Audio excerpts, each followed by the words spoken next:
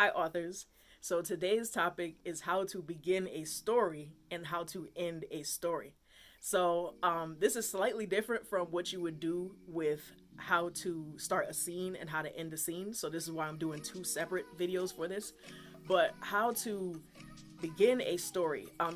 When I first started writing, I didn't really know any of this. I would just, write stories, just write whatever came to mind. That's just what it was. But one thing that I learned along the way is that one of the don'ts when it comes to beginning a story is that you never want to begin the story on a dull tone. And that sounds kind of intuitive. Like, of course, you're not going to want to start a story in a dull way. But what do they mean by that when they say that? So what I've heard up to this point is that if you start a story with things like the person waking up from a dream, or you start the story with things like the person getting out of bed and going in the shower or something to that nature. That kind of thing works kind of in movies because they're usually like interspersing other stuff along with it. But when it comes to a book, usually that's seen as kind of like a dull beginning to a story. So we don't want to start a story with a person waking up in the morning. We don't want to start a story with a person like going to the bathroom, getting in the shower, things like that, because that doesn't really contribute to the plot of the story and it doesn't really help to hook the reader's focus. The best way to start a story is to have what's called like a pivotal opening scene. So there's other terminology for it, but what do I mean by that?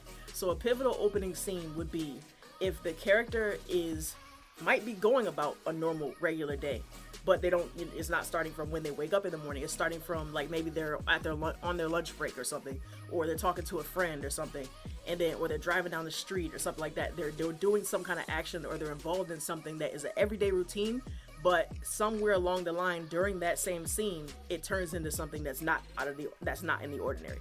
So it starts off as kind of like an ordinary day. They're doing their thing, throw some relatable things in there, like they're listening to their favorite song while they're go to the drive-through or something like that to get their coffee for the morning.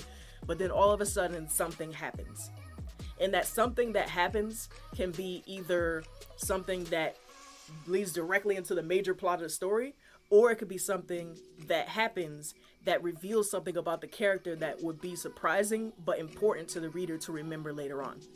So either something that is going to dive directly into the plot, or something that is going to reveal something about the character or about the storyline that they're going to need to know later on. And it has to be something that's obvious that they're going to need to know later on.